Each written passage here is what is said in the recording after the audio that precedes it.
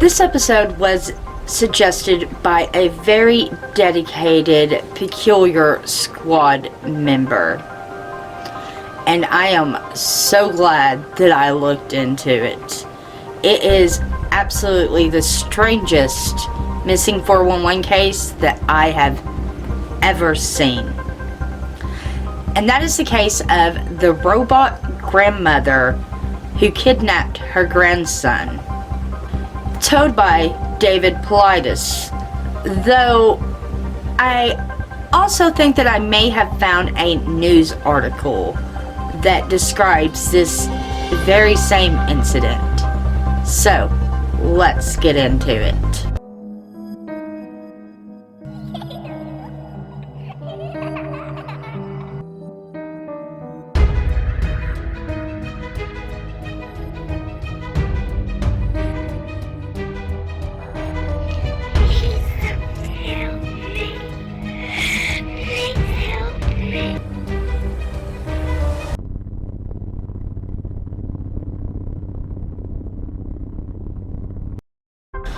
So David Paulides, author of the books Missing 411, claimed that after he had published some of his books that a family came to him telling him a very strange, peculiar story of when their son had went missing, and started telling a very strange story about what happened in the weeks to follow after he was found.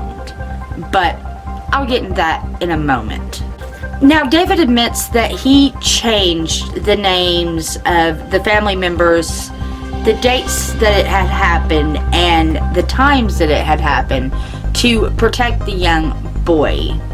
And I hope I pronounce this correctly, but this was supposed to have happened near Mount Shasta in California.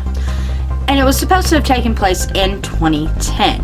So, since he didn't give any real information, I started Googling for children that were lost in Mount Shasta in 2010 but found. And I found an article from MountShastaNews.com that recanted a story told by one of the trackers. Now, this article also did not name the boy, but there were certain details in it that align with David's story that really makes me think that this is the same story. So I'm going to tell both stories, because the one in the newspaper or on the website, even though it doesn't name the boy, there are certain details that you get, like the name of the sheriff that found him and such. So let's go through this, and at the end I'd like to know if you all think it's talking about the same boy. So here we go. Now, this story didn't happen in 2010. They're saying that this story actually happened Friday, September 2nd, 2011. So 1 year later. Also 1 month later, but we'll get into that in a moment. Or sorry, 1 month previous.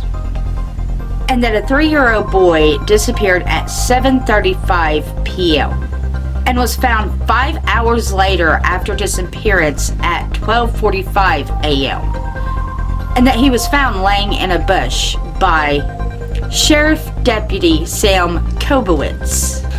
And that his dog had been found earlier in the evening soaking wet by the river, which scared the trackers because it made them believe that the boy might have fallen into the river. And that after the boy was found, the tracker was deeming this a miracle because this never happens, and a restaurant nearby had opened up and made everybody a free meal because no one had eaten. And that was pretty much the end of that story. Now, let me go through David Paulides' story, and you're going to start noticing a pattern.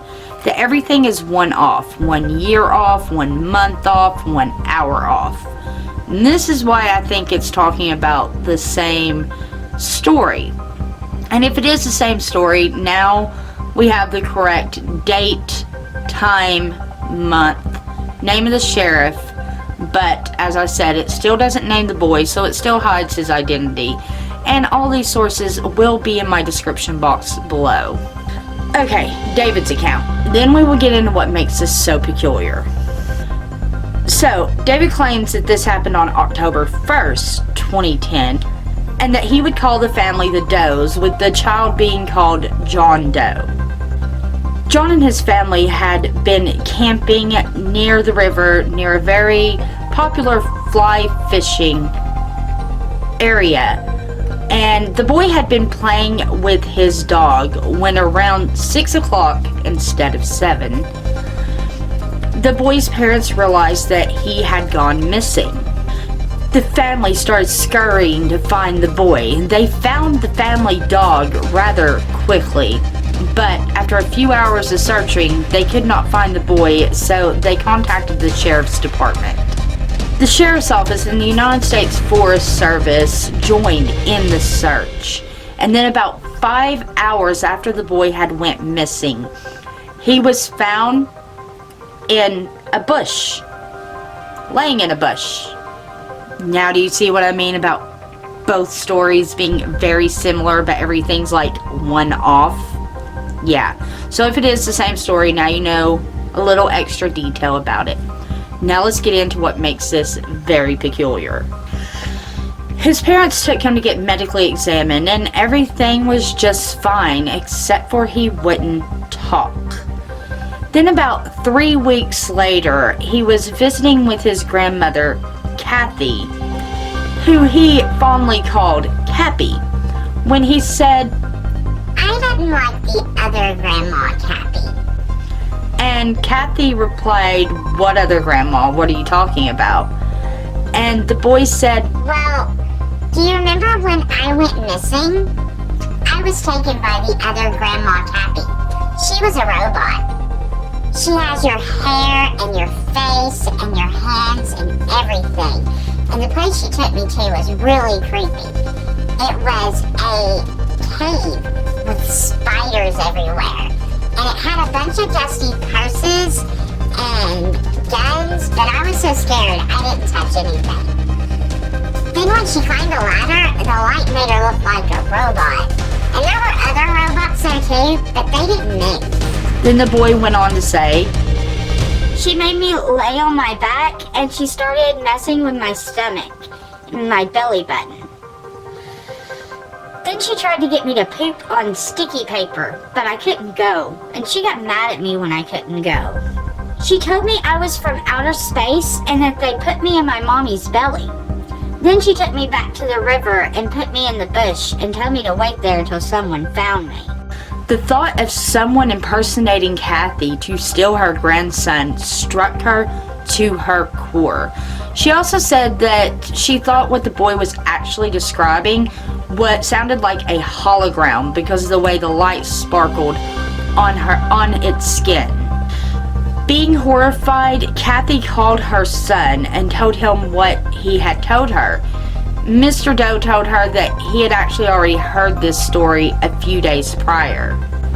She admitted that she would have thought that this was just a child's imagination if not for something very peculiar that had happened to her when she went camping a year prior at Fowler's Campground in McLeod, California.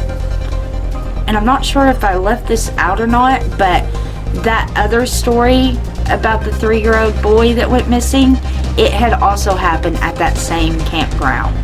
So David Pilates might have slipped up there. Just saying.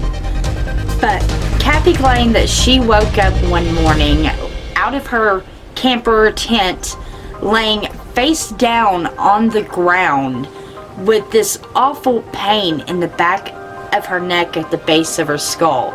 And when she felt it, she had 2 little puncture wounds on the back of her skull. She felt violently ill and oddly emotionless. And another strange occurrence to this is that she had went there with a friend and he was sleeping in a whole separate camper.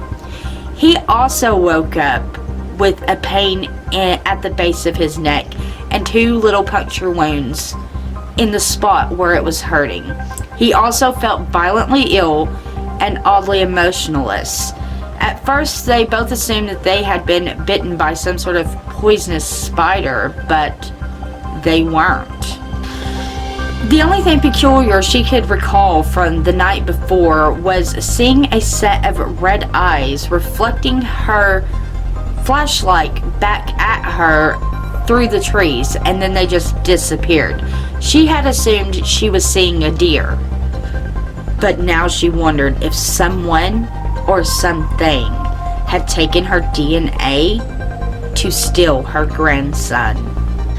A very peculiar story indeed, and like I said, one of the most peculiar missing 411 stories I have heard to date.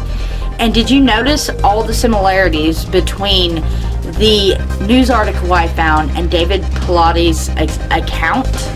At the very least, that gives credence to the fact that this disappearance actually did happen, at least in my mind.